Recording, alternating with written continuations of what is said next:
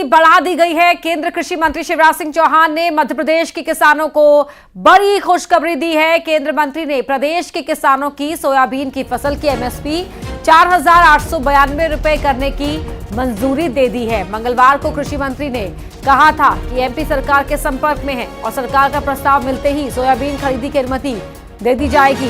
बता दें कि एमपी सरकार की कैबिनेट में सोयाबीन खरीदी का प्रस्ताव पास होकर राज्य सरकार का अनुरोध केंद्र सरकार को मिला था, जिस पर तत्काल कार्यवाही करते हुए अनुमति दे दी गई है।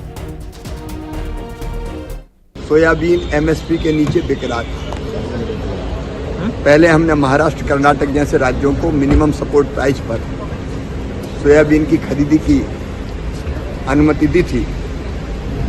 कल रात को ही मध्य प्रदेश सरकार का प्रस्ताव आया है एमएसपी पर सोयाबीन की खरीदी का।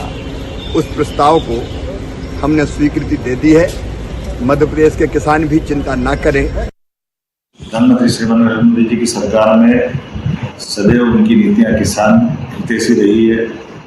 इसी तरह मध्य प्रदेश सरकार भी लगातार किसानों की बेहतरी के लिए काम करती है।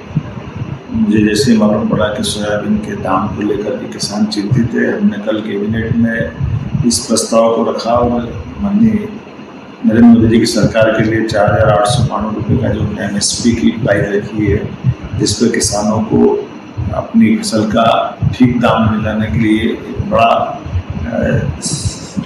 उत्साहजनक थोड़ा सा रेट है। इस नाते से जब एक प्रस्ताव भेजा गया तो कल ही भेजा प्रस्ताव आज मंजूर होकर आ गया। मैं माननीय नरेंद्र मोदी जी प्रधानमंत्री को आभार मानता हूँ, माननीय कृषि मंत्री, माननीय वाणिज्य मंत्री, सभी का आभार मानता हूँ जिसमें किसानों के लिए बड़ी राहत दी है। एक बार फिर प्रदेश सरकार किसानों के लिए सदैव प्रगति के मामले में कामना करती है और सदैव उनके साथ खड़ी है। मेरी अपनी योजना है। एमपी में सोयाबीन के एमएसपी बढ़ाए जाने के बाद इसको लेकर राजनीति भी शुरू हो गई है। कांग्रेस ने इसे नाकाफी बताया है। कांग्रेस के प्रवक्ता आनंद जाट का कहना है किसान सोयाबीन की 6,000 रुपए प्रति क्विंटल एमएसपी की मांग कर रहे थे। किसान केंद्र सरकार ने ये जो फैसला किया है, ये केंद्र सरकार की जवाबदारी थी, जिम्मेदारी थी, कर्तव्य था। केंद्र सरकार ने किसानों पर कोई एहसान नहीं किया है, लेकिन इससे भी बड़ी बात यह है कि ये मध्य प्रदेश के किसानों की जीत है, कांग्रेस पार्टी की जीत है और मध्य प्रदेश की जनता की जीत है। इसलिए इसमें एक महत्वपूर्ण बात और है, लेकिन ये जीत पूरी नहीं है, अधूरी है, क्योंकि किसान 6,000 की मांग कर रहा है। 6,000 रुपए प्रति क्विंटल समर्थन मूल्य होना चाहिए।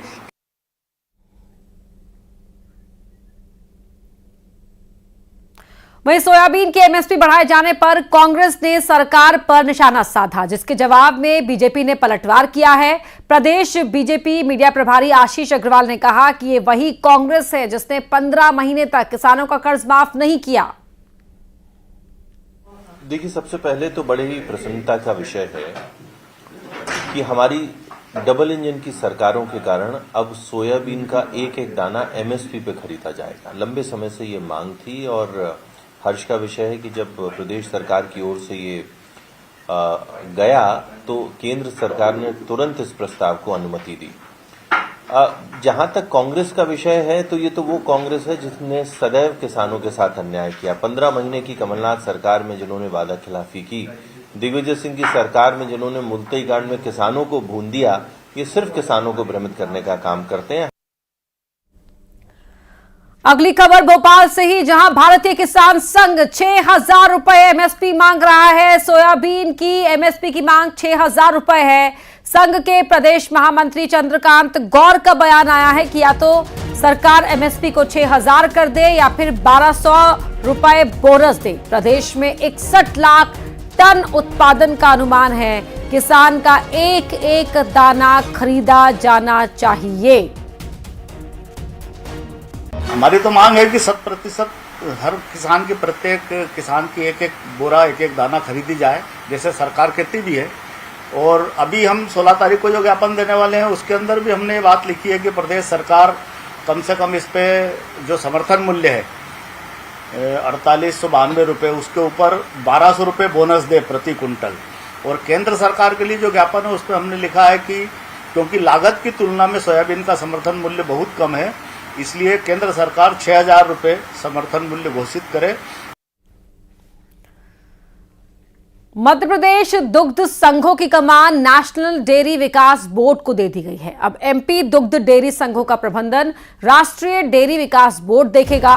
भोपाल में हुई एक बैठक में सरकार ने 5 साल के लिए राज्य कोऑपरेटिव डेयरी फेडरेशन की कमान राष्ट्रीय डेयरी विकास बोर्ड को सौंप दी है। मंत्रालय में हुई बैठक में केंद्र सरकार के पशुपालन एवं डेयरी सचिव अलका उपाध्याय, राष्ट्रीय डेयरी विकास बोर्ड के अध्यक्ष प्रबंध संचालक मीनेश शाह की मौजूदगी में यह फैसला लिया गया है।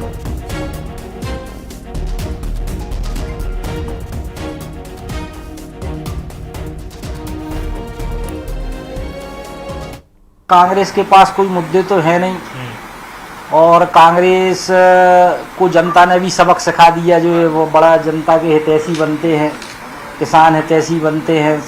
जनता ने अच्छा सबक सिखाया है। 165 सीटें हमारी विधानसभा में आई, फिर 29 में से 29 लोकसभा सीटें देकर मध्य प्रदेश की जनता ने कांग्रेस को जिस प्रकार से नकारा है, तो ये लोग बौखला गए हैं। कोई अच्छी योजना सरकार लेके आती है तो ये उसमें कमी निकालने का काम करते हैं। मुझे लगता है कांग्रेस को आत्ममंथन करना चाहिए, अपने गृहमान में झांकना चाहिए और अपना सुधार करना चाहिए। और मुझे लगता है ये सारे मिथ्या आरोप जो कांग्रेस लगा रही है उसमें कोई दम। वहीं दिल्ली पहुंचे सीएम डॉक्टर मोहन यादव ने केंद्रीय गृह मंत्री अमित शाह से मुलाकात की, जिसके बाद कहा कि केंद्रीय गृह मंत्री से सहकारिता, पशुपालन और दुग्ध उत्पादन को लेकर चर्चा हुई। दूध उद्योग को बढ़ावा देने के लिए केंद्र सरकार के साथ राज्य सरकार ने एमओयू किया है। इसके जरिए किसानों की आय बढ़ेगी, इसमें केंद्र सरकार सहयोग करेगी। साथ ही 11,000 गांव के किसानों को दूध का उचित मूल्य मिलेगा। इससे किसानों की आर्थिक स्थिति मजबूत होगी। कहा कि इन्वेस्टमेंट के जरिए एमपी में रोजगार मिलेगा। सोयाबीन की फसल के लिए एमएसपी से किसानों को फायदा होगा। मुझे इस बात की प्रसन्नता है कि मध्य प्रदेश सरकार यशस्वी प्रधानमंत्री श्रीमान नरेंद्र मोदी जी के नेतृत्व में कदम से कदम मिला करके विकास के मामले में आगे बढ़ रही है।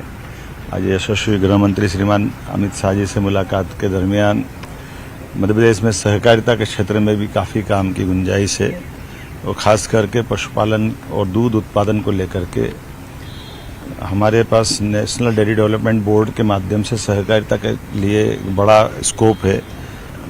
खास करके उद्योग के साथ साथ फूड इंडस्ट्री में बढ़ावा देने की दृष्टि से दूध इंडस्ट्री को बढ़ावा देने के लिए कल ही नेशनल डेयरी डेवलपमेंट बोर्ड के साथ स्टेट गवर्नमेंट ने एमओयू किया है और जिसके माध्यम से मध्य प्रदेश में दूध उत्पादन को बढ़ावा देते हुए किसानों की आय बढ़ाने के लिए एक एमओयू हुआ है और इसमें भारत सरकार लगातार मदद करेगी, जिसके माध्यम से 11,000 गांवों के अंदर किसानों की दूध की कीमत भी उचित मिलेगी और दूध के माध्यम से उनकी आर्थिक संपन्नता की दिशा में ठोस कदम होगा। उज्जैन सिंहस्थ के लिए मोहन सरकार ने मेगा प्लान बनाया है। सरकार के 21 विभाग मिलकर उज्जैन सिंहस्थ के मद में 450 काम को पूरा करेंगे। शिप्रा नदी में निरंतर जल प्रवाह के लिए सिलारखेड़ी जलाशय के विस्तारीकरण कर उसे भरा जाएगा। शिप्रा नदी के तट पर 30 किलोमीटर लंबे घाट तक पहुंच मार्ग बनाए जाएंगे, जिसके तहत शिप्रा नदी के 30 किलोमीटर लंबे तट पर महाकाल मंदिर से 23 सीधा पहुंच मार्ग बनाया जाएगा। शिप्रा के समानांतर इको मोबिलिटी कॉरिडोर और 48 किलोमीटर से ज्यादा इंदौर उज्जैन ग्रीनफील्ड 4 लेन बनाने की योजना है। ये काम हाइब्रिड एन्युटी मॉडल पर बनाया जाएगा। इस परियोजना पर 950 करोड़ रुपए खर्च किए जाएंगे। कान्हा नदी का 30 किलोमीटर से ज्यादा डाइवर्जन किया जाएगा। शिप्रा नदी पर 14 और कान्हा नदी पर 11 बैराज बनाए जाएंगे।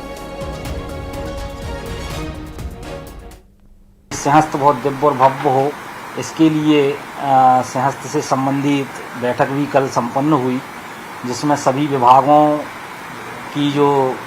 विभागों के मंत्रीगण भी उसमें, जिन जिन विभागों का उनमें योगदान रहेगा वो सारे मंत्रीगण भी उसमें आए और सारी बातों को लेकर उसमें चिंतन मंथन हुआ। और इस बार हमारे यशस्वी मुख्यमंत्री डॉक्टर मोहन यादव जी ने कहा है कि इस बार जो रचनाएं हम बनाएंगे सिंहस्थ को लेकर वो अस्थायी रचनाएं नहीं होंगी, वो स्थायी रचनाएं होंगी, जो केवल इस कुंभ के लिए ही नहीं, आने वाले अगले कुंभ के लिए भी वो उपयोगी होंगी। बड़ी खबर हिमाचल से आपको बता दें, जहां शिमला